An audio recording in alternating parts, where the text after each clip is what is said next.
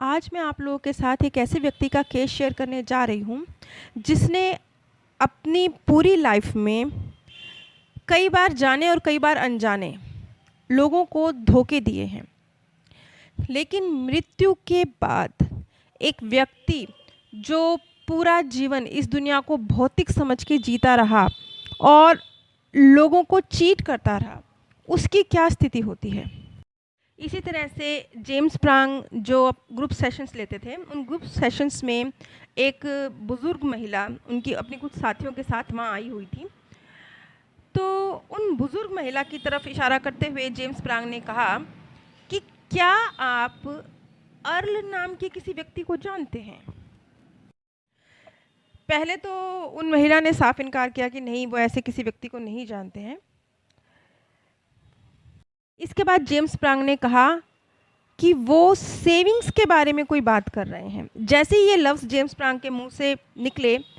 फ़ौरन ही वो जो बुज़ुर्ग महिला थी, उनके फेस एक्सप्रेशंस चेंज हो गए और जैसे एक नफ़रत के साथ उन्होंने कहा कि अच्छा, वो चोर, उम्मीद करती हूँ वो नर्क में होगा।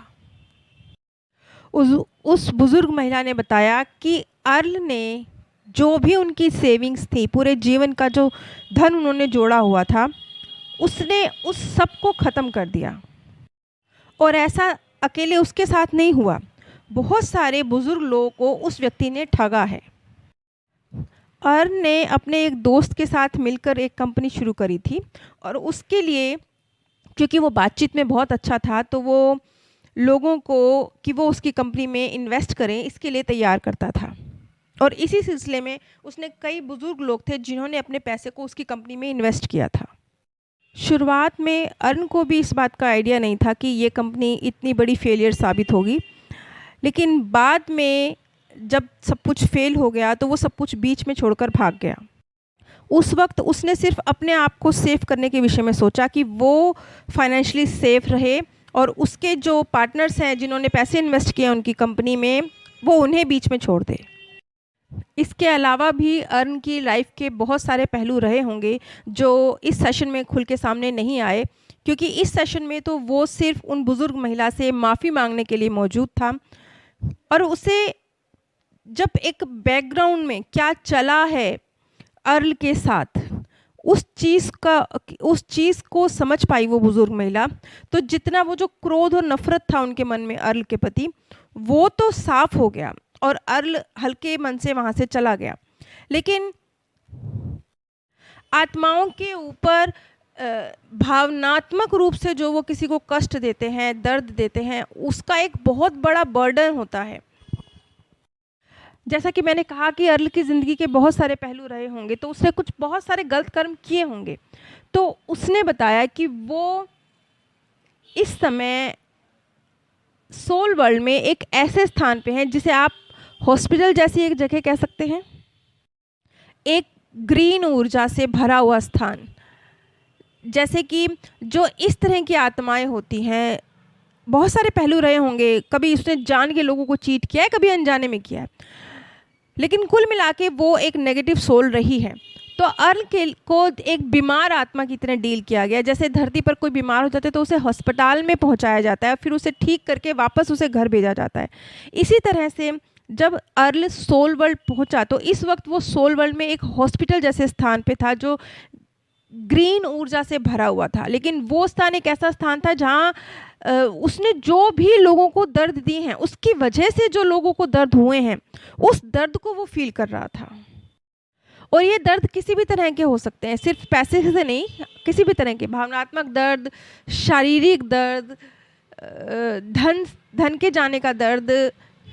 कुछ भी दर्द जो आपने किसी और को दिया है, वो उससे उस दर्द को फील कर रहा था और एक बीमार आत्मा की तरह उसे इस चीज़ से कैसे बाहर निकलना है ये सिखाया जा रहा था।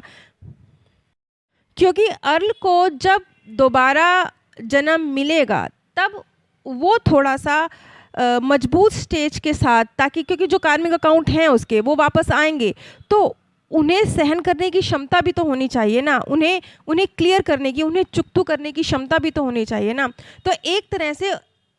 उसे उसकी बीमारी से हील किया जा रहा था सोल वर्ल्ड में। अब आप इसे नर्क कह लीजिए या इसे हॉस्पिटल कह लीजिए,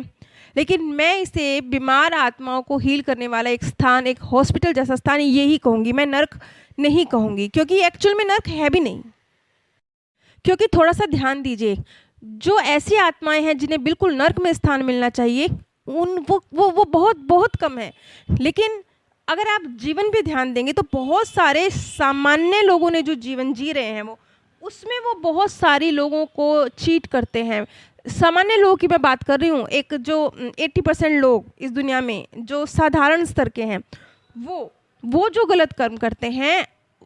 उन्हें उस हॉस्पिटल जैसे स्थान में जगह मिलती है जहाँ उन्हें उन सब दर्द को न सिर्फ फील करना पड़ता है जो उन्होंने दूसरे को दिए हैं, बल्कि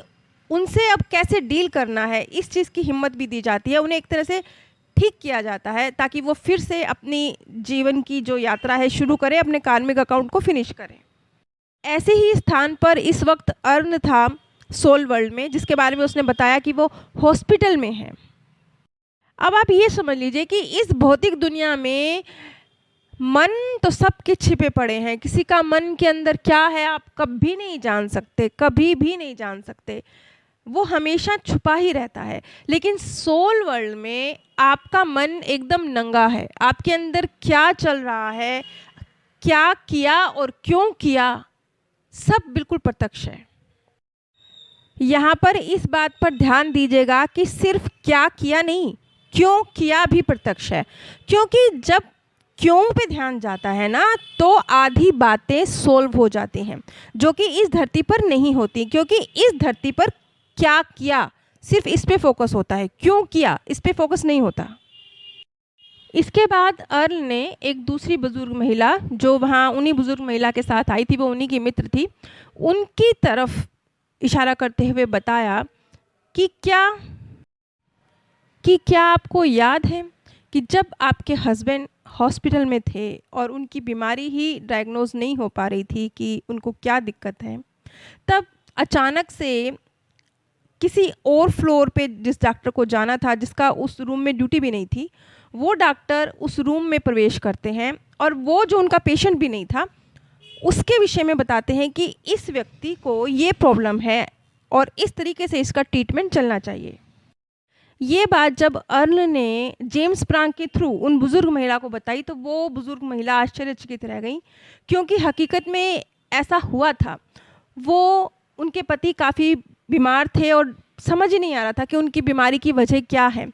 और ऐसी स्थिति में एक डॉक्टर जो गलती से उनके रूम में आए थे उन्होंने बताया कि इस व्यक्ति को ये बीमारी है। और ये जो परिस्थिति थी ये अर्ल के द्वारा क्रिएट की गई थी। अर्ल ने ही उन डॉक्टर के अंदर इस तरह की भावना डाली कि वो उस फ्लोर पर जाकर इस विषय की जानकारी दें। तो ये जो नेक काम किया गया था सोल वर्ल्ड से रहते हुए अर्ल के द्वारा जो ये नेक काम किया गया था, ताकि उसने अनजाने में ही जिनको नुकसान पहुंचा दिया, उस लेडी को जो फाइनेंशियली उनको दुख पहुंचा, एक तरह से वो उसको हल्का करने की कोशिश कर रहा था, उनकी मदद करने की कोशिश कर रहा था। और इसके अलावा जो अर्ल का बचपन था वो भी कोई बहुत खूबसूरत नहीं था। उसने अपने जीवन में बहुत सारी स्ट्रगल देखी थी, बहुत सारे धोखे सहे थे, जिसके बाद वो एक इस तरह के व्यक्ति में परिवर्तित हो गया था जो दूसरों को, वैसे उसने कभी किसी को शारीरिक हानि नहीं पहुंचाई थी, लेकिन वो धन के मामले में लोगों को हानि पहुंचाने लगा था। जैसे इस केस में उसने अपने आप को संभालने की सोची, उसने अपने आप को फाइनेंशियली सेव करने की सोची, बाकी जो उससे जुड़े हुए लोग हैं उनको कितने मर्जी हानि पहुंच रही है इसकी उसने परवाह नहीं करी, जबकि उसकी ड्यूटी थी, उसे परवाह करनी चाहिए थी। अर्ल के इस केस से हमें एक चीज़ क्लियर होती है कि किसी भी तरह का पछतावा, कहीं जब आप अपनी उम्र के आखिरी पड़ाव पर हों तो आपको पछतावे रह जाएं कि काश मैंने ऐसा ना करके ऐसे किया होता, ये ना करके ये किया होता, तो किसी भी तरह के पछतावे को आप अपने अंदर जगह दें। इस तरह की स्थिति अपने लिए क्रिएट मत कीजिए, इस तरह का जीवन मत जिए कि आपको बुढ़ापे में आने के बाद अपने करे हुए किसी कार्य के लिए पछतावा हो कि काश मैं किसी अलग तरीके से करता। जैसे अर्ल को रहा कि काश उस वक्त जब मैंने सिर्फ अपनी सेफ्टी का सोचा, मैंने सबकी भलाई का सोचा होता। अगर उस वक्त अर्ल ने सिर्फ अपने आप को फाइनेंशियली सिक्योर करने का ना सोचा होता, भागा ना होता, अगर कंपनी डूब भी गई थी तो बाकी सबको भी इस बात की जानकारी दी होती कि हाँ ठीक है, ये बिजनेस है, रिस्क है, इस तरह के हालात क्रिएट हो सकते हैं, हम सब मिल के अगर नुकसान भी हो रहा है तो नुकसान में भी हम सबकी भागीदारी है। उसने इस तरीके से नहीं किया। तो भावना चाहे जो भी हो, लेकिन अगर आप किसी को किसी भी तरह से हर्ट कर रहे हैं तो आगे चलकर ये आपकी पछतावे की श्रेणी में शामिल हो सकता है। और जिस तरीके से अर्ल अब अपने पछतावे को ख़त्म करने की कोशिश कर रहा था और सोल वर्ल्ड से रहते हुए मदद करने की कोशिश कर रहा था, तो इस तरह की परिस्थितियाँ बनती हैं तो सोल के आगे बढ़ने में थोड़ी सी दिक्कत होती है। क्योंकि जब एक इमोशनल बैगेज आपके साथ है, आप एक भावनात्मक भार के साथ चल रहे हैं, तो आप नेक्स्ट जीवन में बिल्कुल जैसे एक बिल्कुल हल्केपन के साथ पहुंचना चाहिए, वैसे आप नेक्स्ट बर्थ में नहीं दाखिल हो पाएंगे। तो अर्ल किस बात की तैयारी कर रहा था? इसी बात की तैयारी कर रहा था ना कि वो सारा ये बैगेज अपने पछतावे का, अपने गिल्ट का, वो ख़त्म करे ताकि नेक्स्ट बर्थ में हल्के होके जा सके। और इसीलिए तो अब वो सोल वर्ल्ड से रहते हुए भी जिनके साथ उसने दगा किया उनकी हेल्प कर रहा था। तो इस तरह की परिस्थितियाँ ही मत क्रिएट कीजिए कि जाते वक्त कोई बैगेज आपके साथ हो, कोई मन में पछतावा रह जाए। इस तरह की स्थितियाँ क्रिएट ही मत होने दीजिए। आप सभी पर परमात्म सौंदर्य, प्रेम और आनंद सदैव बरसता रहे। आप सभी दिव्य परम धाम में स्थान